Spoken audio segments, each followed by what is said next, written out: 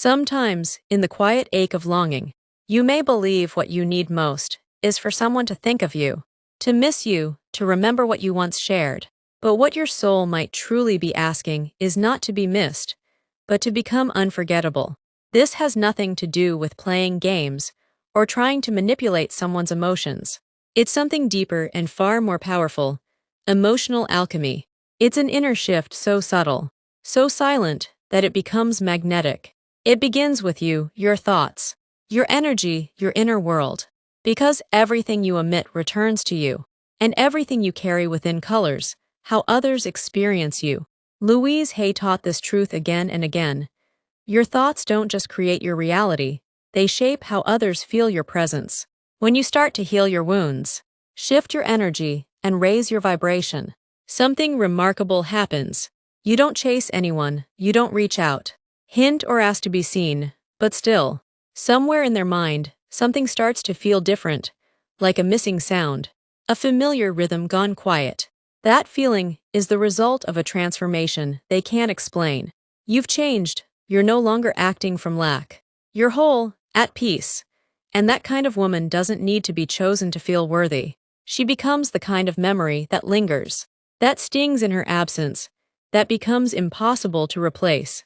Louise Hay said that focusing on what's missing only brings more emptiness. Every time you ask, "Why haven't they messaged me?" or "Why aren't they reaching out?" you send out a signal to the universe. I'm not enough. I'm not seen, I'm alone, and the universe, always faithful to what you project, sends it back to you. But when you shift your inner language, when you begin to affirm, "I am complete, I am loved, I am magnetic just as I am," something stirs. First in your body, then in your voice, in the way you walk, in the way you carry yourself. That shift becomes unspoken energy, a quiet power. It surrounds you. It speaks for you even when you're silent. He may be preoccupied, wrapped up in his own life, surrounded by other people, but there's something he can't shake. Something is missing, a kind of emotional imprint that no one else can replicate. That's the gift of no longer seeking him, because you've finally started seeking yourself. This isn't just spiritual wisdom, it's psychological truth. The human brain reacts more intensely to what's lost than what's constantly present. When something valuable slips away, the mind idealizes it, the heart aches for it.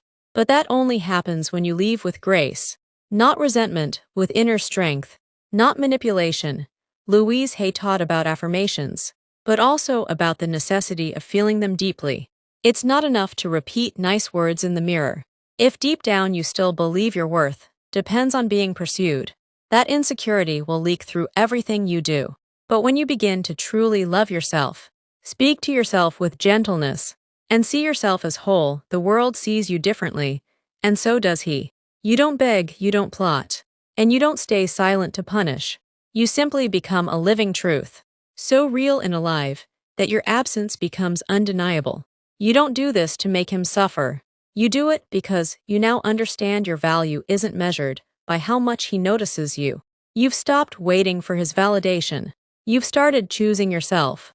Louise Hay said, "Self-love is the greatest healing of all." And that's exactly what you're doing. In the quiet, in the small daily choices, in the moments you don't reach out, you are healing. You are shining, and in that radiant silence, something begins to echo in his mind, a deep, aching awareness that something has shifted. You are no longer where he left you, but you are exactly where you belong with yourself.